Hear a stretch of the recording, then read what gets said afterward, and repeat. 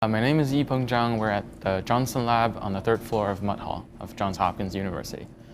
We're looking at the stochastic expression of rhodopsins in Drosophila, which has a similar mechanism to human eyes. So if we crack this problem and see how different pigments are selected in Drosophila eyes, we can maybe find a mechanism similar in human eyes, and maybe one day we can treat color blindness in humans, because in humans, many color blindness problems are caused by the very selection of pigments. I came from China. My parents are both Chinese, from Beijing, and I came here to study biology, as I always wanted. When I was like 8-ish, my dad bought me a kit to extract genes from pea plants, so shipped all the way from the US, and I didn't read English back then, so I kind of followed the instruction with my dad together, and I got like some gene samples, DNA samples on like a slide, and I gave it to my science teacher to look at it under the microscope. And well, I've always been really interested in biology. I remember the first question, legit question that I asked my dad was, "What's gene?" And since then, I've always wanted to be a biologist. Just done cloning, and then you see some bacterial colonies here. So we want to like pick one colony and then streak it into one of the grids that we drew.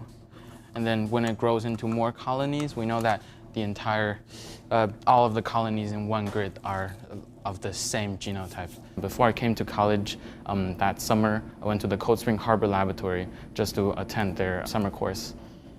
When I read the book called Double Helix by James D. Watson, the discoverer of DNA, I read about his story, and then I realized that scientists aren't really somebody, like, they aren't gods. They're just normal people. They, play with girls. They drink. They smoke. They have fun all the time. And then science is not something, we can't touch. It's not something holy. So I realized that maybe I really can do science. I can really be someone like Watson, because it's just something for normal people.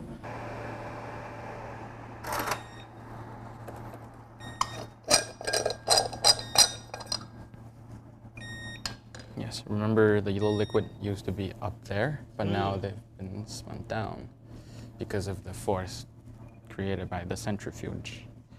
And if you have DNA samples in there, it will be trapped in that white grid over there.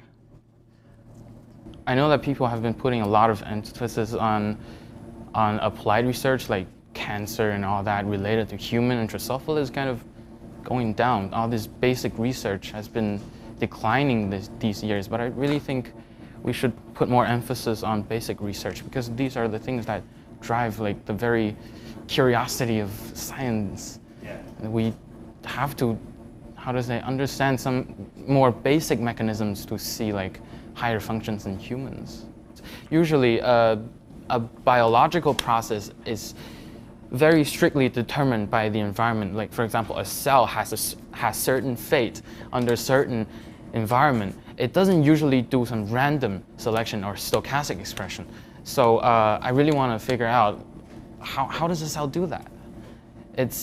It's easy to think about like nature as a very cause and effect thing, where like you put in one factor, there's a certain factor that's outputted.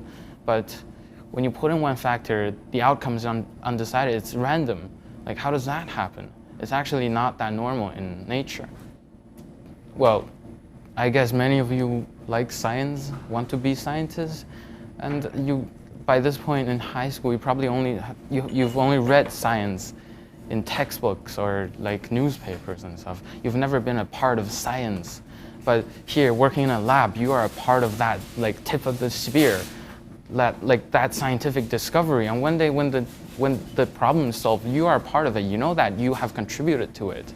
So that feeling of you being involved in science itself is actually really good, because you're not just reading the work of somebody else. You're not just saying, "Oh, somebody else discovered this." You can, one day, maybe you can actually say, "I discovered this with all my friends. You did this." So it's actually a really motivating thing to think that you are a part of science itself.